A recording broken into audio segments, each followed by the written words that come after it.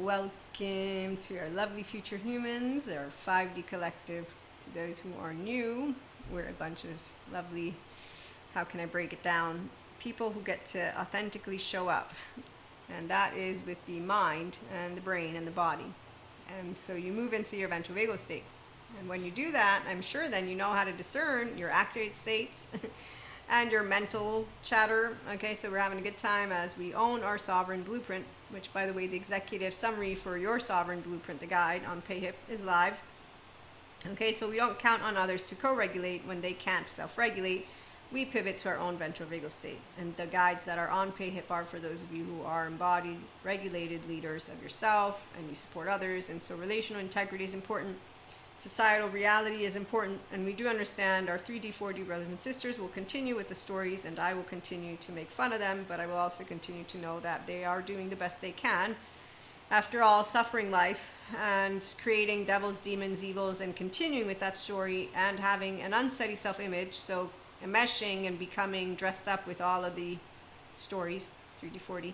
There's just, delusional idiots is what, yes, eventually we won't be using the idiot per se, but we're like, okay, that entire group, yeah, they chose to disregard their human makeup and go and get good therapy so they could become whole. When, on the other hand, you're whole, let me share with you what happens when you're whole. And if you're whole too, you're going to be like, yep, I know that, because you will have experienced something like this. This is how it works. And it's not a better or no, okay, and the only reason I'm pointing these out is because I have a bunch of people who think that I just put words together, and I'm like, no, you don't understand. I embody the ventral vagal state pivot and the wholeness of self. It's myself. That's be yourself. Now I even have the acronym: stable, mature, adaptive, rational, teachable, a smart way. Come on, get on board, future humans. We're future humans because 4D don't know we're here yet. They're envisioning what we look like. Okay, so when you own the mind, observe, witness, narrate, and therefore you own the brain, you observe, witness, narrate, and you know left and right are a team. Your default mode network is downregulated. Thanks, Dr. Dan Siegel. Integration is at hand, and what happens? Fly like an eagle. You fly and you discern your thoughts, the effective realism, the active states, the child, all of it can be. Okay, so what happens when that? You think that you are able to consistently always get it right? Quote, no, it's not true. You don't use the word right. But my point is you want to always remember ego and self need to stay on that humble floor and remember I'm a human like everybody else. I can become confused. Luckily for me, I am aware of this possibility, okay? So my lovely life partner and I were having an exchange. This was just writing, okay? And there's full-blown trust here. There's like no shadow of a doubt.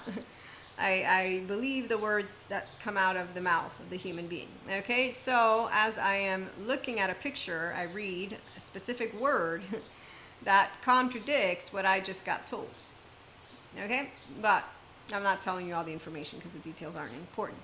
I'm just letting you know what happened to a person who owns the mind, who owns her brain, who owns her body, has no epistemic trust broken, and basically is all of her child parts and a grown-ass fucking human being, and still this thing happened, okay? And that means what? Well, let's have a little bit of, 3D, 4D. Please go get yourselves help, and then maybe one day you'll be able to actually be able to discern and then laugh and also remind yourself how to just play cool, because we are all made of flesh, and nobody is God or Akash or dark matter, dark energy. Okay, so as I was saying, as I'm reading the word, I'm like, no, this is an inconsistency, and I know that I was told the truth because that there's no shadow of a doubt. There's no shadow. So I went to read the picture again. I was like, yeah, no, see, I got it wrong, kind of deal, okay? And then eventually our conversation continued, and instead I had gotten it right the first time. The word that I read was the actual word that was written. So I went to take the picture back again, and I told my life partner about it too. And they giggled with me, and it was a beautiful moment as well. And I'm like, okay, no. So the first time I saw it, I was right. And the second time, I visualized something different, because the conversation that went on is, no, this is an inconsistency with what. And he's accurate and doesn't lie. So there you go. Now, why am I presenting the story? Because the story is not just a story. It's an actual technical way our embodied brain works. And in this case, I'm a grown-ass woman whose epistemic trust wasn't broken. And I'm grounded in reality enough to notice, well, that makes sense because I have full-blown trust. And there you go. So am I manipulable? Yeah. Is that a problem? No.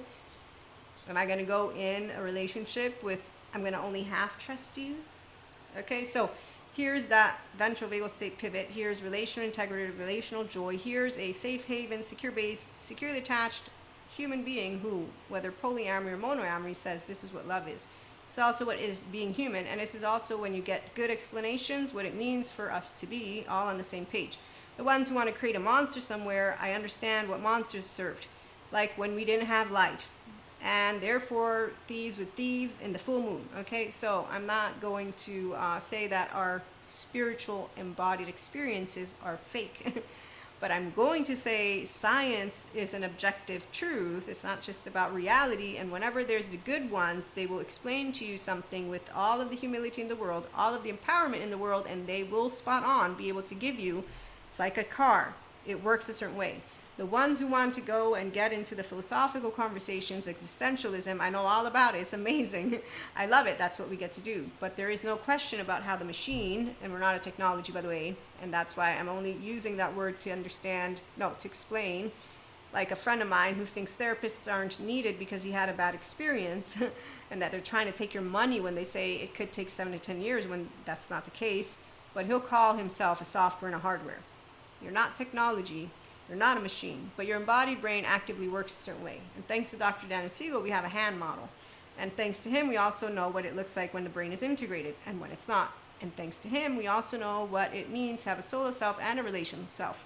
And so in my case, I own the solo self, this body, relational self, and anytime I'm in any kind of mui, no one fucks with mui. However, as anybody else, there's trust. And so what happens when there's complete blind faith in this case? I actually got the word right the first time. I didn't doubt myself the second time. I just said I read wrong because I know the person that I'm dealing with and they don't lie to me. And then the continuation. Okay, so that does show, as some will say, that we are vulnerable to those who are our loved ones. And I'm smiling and laughing right now because I'm telling it to you from an empowered place of discernment, equanimity, thank you, God, and love. And when it comes to one God, I have no doubt about my faith or my embodied experience or the fact that there's no Lucifer monster inside of anyone thanks to Patrick McNamara's and more neuroscientists' exploration. So when someone wants to give me a story and I understand why, it's because they have that which is called the lack of ventral vagal state pivot, and they have the lack of discernment with their affective realism, their cognitive dissonance, their structural dissociation, and a bunch more of child parts and anything and everything, and their core wounds. And there's your adaptive child part that could all go to Terreal and get better so that they can become very bare minimum functional adults. I like to call us functional child adults. So personal growth and spiritual growth are for those who are growing. Now, on the other hand, those people who want to trend, want to continue trending, they have plenty of Peter Pans, Lost Boys, and Wendy's to go around following. But if you are a person who's a regulated leader, who's a future human, our 5D collective, and again, it's not some special anything, it's really ground in reality, rational as well as spiritual for some of us. And like I said, when this thing happened, I was like, I guess I am manipulable, but it's okay. I'm cool with that because you don't go in any relationship with a half-ass or life. Does anybody do shit half-assed? If you keep watching your back, as lovely Sadhguru points out, not only does that just mean you're always going to live life in defense mode, but there's no point in it because number one, life is always a 50-50. So are people in relationships.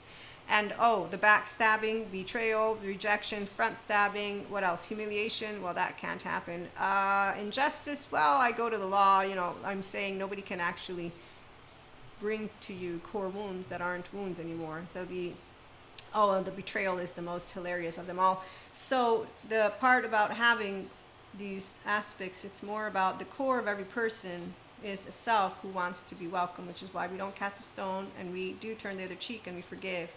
And we are not God, and we don't play God either. So when you meet those who are humbled, it's because they do know what a empowered human being knows, is that we're all made of flesh, we all can make mistakes, but that doesn't mean I'm not going to trust humanity. So your faith in humanity wasn't broken, and you also don't really get into any kind of relationship without knowing that you're just gonna put it all in, because why would you say you love someone or get in a relationship if you're gonna keep watching your back?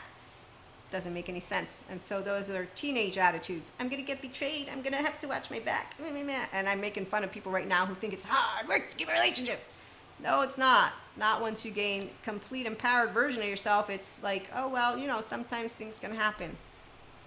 I mean, hey, didn't we all know? Anyways, we'll be back with more conversation. So we don't count on others to co-regulate when they can't self-regulate. We pivot to ventral vagal state, and we do remember to stay on the floor, because we all can make mistakes, we all can trust, we all can do a lot of things, but the point is, as a herd, we come together, and our future is the future human, because our scientists are all out there helping people who want to get their core healed, whole, and become the future humans that we already are embodying right now. Science gives us explanations, spiritual, and all of that, which has been always spiritual, supports. And so yes, we call to all of that, which are ascended masters, angel, all of it. And as for the lower frequency, I'm just going to let you know, they're all in a corner with Gargamel, and that's how I'm going to bring it. We want to not dehumanize people, as they all began in the womb. So once people realize that by dehumanizing, you're creating distance and objectifying, which then has people be judgmental assholes with delusional idiots and think their team is a right team. And so the whole perpetuating of these core wounds continues. We don't support that. We support our lovely, it's a small world after all, and let's make it a better place for you and for me and the entire human race. So we'll be back with more. Have a good one.